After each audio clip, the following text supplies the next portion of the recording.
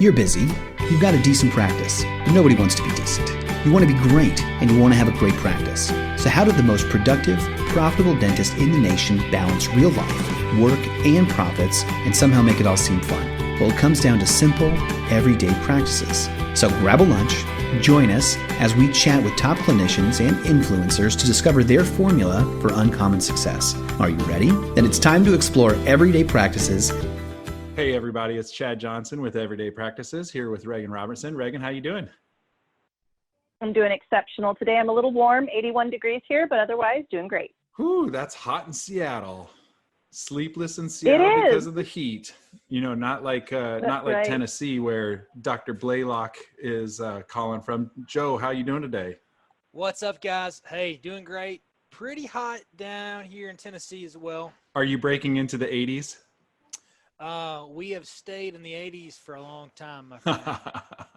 I bet you have. 91 today. Got a little humidity down here. It gets muggy down there in the summer. Yeah. So Joe, we loved having you back last time, and Reagan kind of wanted to talk today about the foundations class that we'll get to, just so the listeners kind of know that'll be the bulk of our stuff. But Reagan, you kind of wanted to catch up with Joe. Is that right? Absolutely. I think Joe, so all of us had to go through COVID in our own special way.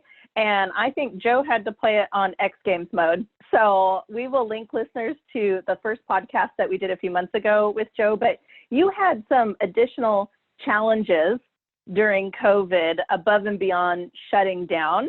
And I have been kind of on pins and needles. I'm really grateful that you're here with us today. I want an update. I really, I knew you would be all right, but man, I mean, insult to injury. You had some building issues, some construction issues, and how's it going? Can you give our listeners an update? Yeah, guys. Hey, I'm honored to be back on. Thank you all for having me. I think you think much more higher of me than you probably should. I'm just a loser from Tennessee. No such thing. Insult to injury. No doubt about it. You know, I feel like I've been I started wounded, still wounded, just figuring out how to survive. We just finished our first full month in June. Was our first full month. We've been really blessed. We saw 107 new patients in the month of June, which is wow, great considering a month and a half before I had to furlough everyone 6 days into our startup, right? So we had a really good first month. I felt like we were getting the hang of things. From a staff standpoint, our team's kind of, like a team. When you go to play ball together, you go to war together, you go through some stuff, and we went through some stuff, and we kind of came out of it really bonded. And our patients kind of feel that. It looks like we're going to finish up July the same way. So when you look back at my career as a dental practice owner, 5 months, I've gone through about every emotion you could probably go through. And I call it kind of an expedited career path. You're going to retire next month? I'm ready to retire, guys. I'm looking for the retirement home right now. No, it's been very interesting, honestly. Probably too much to say on a podcast like this, but I have learned to continue to roll with the punches. I still haven't got to take home a paycheck yet. I'm really close. I feel like I'm really close. And,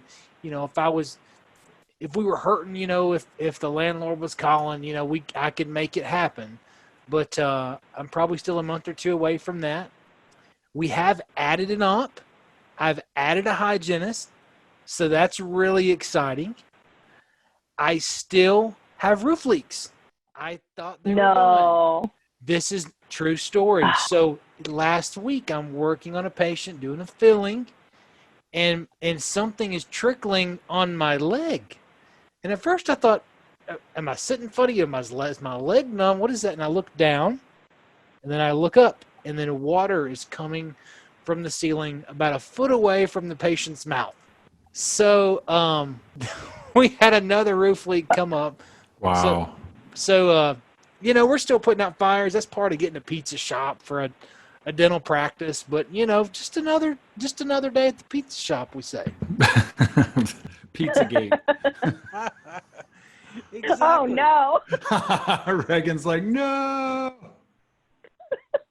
I did not think that word would ever grace an everyday practices podcast. We'll just leave it there. I just had to be controversial. You know why? That'll look good in the transcript. Ooh, look at this, is juicy. Yeah. So, Joe, tell us now about the Business Impact Foundations course. What made you? Well, I mean, to me, it's obvious, but explain to the listeners what made you interested in signing up. All right, guys. Here's the deal. Okay, I really miss. I mean, just genuinely miss going to CE. I need this stimulation. Okay, like for me, I'm working by myself. I have an awesome team, but it's different, with your team than with your colleagues that are consultants or dentists, that kind of think on a different, have a different mindset. They have different goals than someone else does. So I usually go on to CE events, every other month. I'm traveling, right? Well, we haven't had that, and I've been kind of, I don't want to say stagnant because I'm in this like accelerated, super hyped up phase, but I still need that stimulation of brainstorming ideas, brainstorming sessions. You can only listen to so many of the same episodes of podcasts until you're like, I need some new content. Yep. So I've been, Reagan and Patty have been, just good friends of mine for a long time. And Patty particularly, I'd been talking to her about my situation, and she sent me a link to this course y'all were doing. Well, I didn't even know that you guys had like this online platform to do courses. I thought it was that's fresh. I mean, that's stuff that's just rolling out. Really? Well, it's freaking genius. Okay, because don't get me wrong. If you said, we have the PDA course in September, I'm in 100%. Okay, I'd rather be there live. But the alternative is this online course that at first I'm not going to lie. At first I'm like, I know I'll learn a lot from it, but it's online. It's not the same. We can't have fun, blah, blah, blah. But I needed the content, honestly. When I looked at the course syllabus for this particular course that I'm taking with you all, it was deep. And for the price of it, I thought, honestly, that's a really good value for what I'm going to be learning, especially where I'm at. And so I did it. This is an 8-week course. And the cool part about it being an 8-week course is on a weekend course, you go, you're hyper-focused, you get it done, you leave there, we're going to crush it, okay? And some people do. I usually take back tidbits, but I don't implement everything. I implement some things. But with this being an 8-week course, we're on week 3. I can kind of work at my own pace. I'm watching some videos when I'm driving. I'm thinking about this at night. This is 2 months of this. You really have time to implement these things and learn them. So I think it's genius. And honestly, I'm probably going to do some more online courses just because of the strategy, just the way it's broken out. So I have a question. Are you how much time are you spending on the videos alone? I mean, I know how much I'm doing it, and everyone can, what I like is that you can turn the speed up or down depending on how quickly you can, listen to each speaker. But how much time, just so people have a reference, how much time are you dedicating to this, let's say, per week? Well, it started out at a hard week for me because I had everything in the world going on. Right. And so I'm kind of a week behind, but the videos themselves, you can watch the whole, that week's course in 20 minutes probably. Now, the part that I'm not participating in is the live. There's a live portion of the course where, everyone gets online and it's kind of interactive. Well, I'm seeing patients during that time, so I listen to the recording. But for me, I'm usually a talker. I'm trying to, I'm getting involved, but this is actually making me be more of a thinker and a listener. So it's good for me in that way because I'm driving to work and I put it on my truck. I've got an hour drive to work. So I listen to, on Mondays, I listen to the last Friday's recordings. And then throughout that week, I do that, that homework and just kind of, I'm reflecting on it throughout the whole week, Very cool. I think a lot of doctors share your sentiment, Joe, about missing the in-person CE. I've heard it, I know personally a lot. Chad has been begging for something in person as well. So we've looked at even doing a road show because, yeah, his face, if you all could see, listeners, is just pleading. I think everybody misses that connection. For me, it comes in really weird pangs out of nowhere. I'll just suddenly miss something that we used to do on a regular basis, and it'll just pop up. And so I appreciate that, that you opened yourself up and said, I know that I need this, and I'm going to give this new format a try because we are all creatures of comfort. And PDA in particular, we're known for, having the workshop several times a year. So we ourselves are creatures of comfort. Fortunately, though, Bruce and Victoria love to buck anything and do anything that's new and different, especially if it's going to meet docs where they're at. So Joe, based on what you're learning in the class, being a couple weeks in that you've had a chance to listen and think, because it's changed your outward expression of talking and engaging to inward thinking. Are there things that you would have done differently before COVID or through COVID, or what are your takeaways? Yeah, biggest takeaway so far is the class itself starts out with kind of your mission, vision, values type stuff. And, for me, I've always known it. I know in my mind, roundabout what it is, care about people, work hard, provide good care, but what this is making me do is part of the homework session, if you will, is write it out, write what is it? And doing that exercise. And with this being an 8-week course, I didn't just, the first night I did it, I listened to it. My my son just went to sleep. I had about 30 minutes before I knew I would totally crash. And I watched the videos and I was going to do it. And I said, no, I need to be on point for this. So I thought about it for a week and I listened to the videos and I kind of moved along in the class a little bit. And then I went back to week 1 this last weekend and I filled that out. And putting that on paper actually now gives me a written direction on where we're going. And part of what we wrote down was, where do you see yourself in 2 years from a patient care standpoint and from a clinical standpoint? For you, your hygienist, your administrator, assistant, and what are the gaps on where you are now and where you want to be? And you wrote those out. And it seems trivial to some, some people be like, that's, silly. It's not what I paid for. And Victoria even says that, some of the stuff you're thinking, what is this what I signed up for? But to get to the meat of it, you got to have a foundation of knowing where you're going. And so actually having that written out and going through that exercise was great for me because it showed us, one, we're deficient, but two, that some areas we're doing pretty good. We're not as bad off as you feel like you are sometimes. That gives you some good confidence. It does. It really does. So, I wonder if that's helped you with your team as well. What was interesting that you said really at the beginning was, you got through this kind of precarious situation with a brand new team that you had to furlough in. Do you use vision as part of the driving force in keeping them connected and understanding what you guys were all accomplishing together? Actually, I've never written it out and actually shown it to them in a sentence format. I have, like I said, bounced around with, things that I've said, what the kind of idea was in my mind. I want to be the best office with the most technology and the nicest people, but I've never just said, this is our mission statement.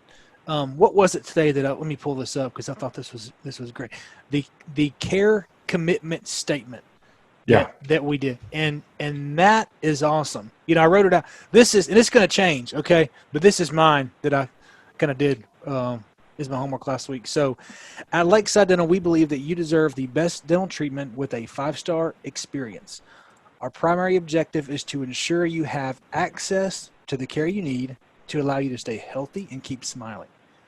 You can always count on us to love you like family, provide the best care possible, and exceed all expectations. I would have never written that out if it wasn't for this course. And I cannot wait to tell my team about that tomorrow. I love that. That's a gorgeous statement. Here's another one, Joe, that you should do is when you guys have a lunch and learn, or whatever, a lunch meeting, a lunch discussion time, or not a lunch time, just a discussion time, whatever, is ask them for their input on what the vision and mission and values are for that care commitment statement. And so that way you get more ownership from them on it as well, rather than just saying, like, here's what it is from the top down, is to ask them, what do you guys care about? And hopefully you all would arrive at the same thing, and you can also kind of guide them with your key words. But it would be interesting if you were to take that to the team and ask them what they want to make out of the mission and the vision and the values. So something worth thinking about. Dude, that's genius, actually. I'm going to do that before I even say anything. That's awesome. So I have a question, and you might not even have an answer. I'm not sure that you can necessarily formulate it, but this is you like talking it out. So this is where we are. Would you have done anything different in your practice before COVID, given what you know now, about how you're wanting to cast your vision for the next couple of years or whatnot? So let's pretend either that COVID didn't happen, or that you knew that COVID was going to happen on March 21st, that you were going to close, or whatever date it happened to be for you guys. Is there anything that would have changed? Yeah, I think honestly, if I would have known COVID was coming, I think it would have changed, and I don't think we would have been as successful, because I would have been planning for, you've been planning for a lull, or a shutdown. With us, it's like if you in sports, if it's preseason and the games really aren't coming up, you're not going to play like you are if you thought it was the season. And that's kind of what it would have been like. From a vision standpoint, one thing I would have done different is I wish I could have just found time to sit down and do this I call it CEO stuff. Done a course like this online, to just sit down and really map it out, mission, vision, values from day one. But also, I think they evolve. You can't know it all from the start. And like I said on the last show, somebody else asked me, what would you do different, or what are the regrets you have? And truthfully, honestly, I don't have any. I really don't think I do. Not that I did everything right, okay? But I'm one of those people that understand without every circumstance, you don't get to where you are now. Even the mistakes that happen, the bumps, I'm grateful for them because I learned from them. Mm-hmm. And, it's like you can't really learn. You can't really be good at something until you go through some adversity. Dr. David Boy, Maloley, that's the truth. It is. And David Maloley said, we didn't have great leaders. George Washington wasn't George Washington unless he fought, was in those battles and was such a great leader. Michael Jordan wasn't Michael Jordan without some really tough games and some big time adversity. So I look at it. I look at COVID like that. I look at it. It's part of our journey. Not just me. Everyone that's. It's our proving grounds. Yeah, Reagan, you with PDA, it's you're kind of leading the charge here. You're doing something different, and we don't have this online course that we are getting so much value from, without the what we have going on right now. Right. Man, it stems from wanting to help. It extends from that servant heart. I think you've definitely, you've shown that you've got this heart that's in the right place, and you're there to help the patients. And I think that can help in a situation like COVID or any sort of adversity. If you stay focused on that, I think the noise can kind of die down a little bit, so you're able to focus on the goal right in front of you. Yeah, 100%, man, 100%. I say man because wow, this lingo. You're a lady. It's okay. In the office, I started saying dude and guys, and I'm like, I'm sorry, okay, I don't see my buddies anymore. You guys are my buddies, so I'm your dude and guy and everything else now. I've done that before. It was years and years ago, but I was like, hey, dudes and dudettes, and they were like, and some woman was like, I'm not a dudette. And I was like, oh, I'm sorry. Okay, ma'am. And she was like, no, just call me dude. I'm like, all right. I'm like, well, even better. Let's roll with it, Oh my gosh. Yeah. Well, Joe, we appreciate you coming on, buddy. Self. Yeah. Yeah. Yeah. Hey, that's me, authentic, but no, I love it. I could talk forever and ever, but this is great. I'd love to do an update with y'all every so often. That's right. I'm a huge advocate of PDA. Genuinely, honestly, I when I like a service, I back it 110%. When they tick me off, then I'm the same way on the other side. So I love PDA. I think y'all do a great job. My wife actually was in the car with me this morning, listening to this last group, and she remembers everyone from Texas last year. So it was cool. Yeah. Well, I want people to check out the Life and Dentistry podcast. And I also want to make sure that people know, to check out on productivedentist.com, the Business Impact Foundations course. And I'm sure, that latecomers are welcome and whatnot. So feel free to check us out and kind of some of the talk on Facebook as well. Reagan, closing thoughts? I love Joe's podcast. So it's fun to be podcaster to podcaster. Thanks for putting out really good stuff and being honest. And it's just really wonderful. We've asked you already about bacon or eggs. So we have to come up with a new question for you before we go. Pizza or burgers? Burgers. Extra ranch. Ranch. Ooh, ranch. Ranch. But I love both, honestly. That's two of my favorite food groups. Well, everybody, thanks for listening to Dr. Joe Blalock from Tennessee, calling in, and Reagan and me. And we're looking forward to having you join us next week on our next podcast of Everyday Practices. Bring your lunch or take us to the gym again next week to improve your everyday practices. Also, subscribe on iTunes, follow us on social media, and sign up for our email list. Now get out there and win with Everyday Practices.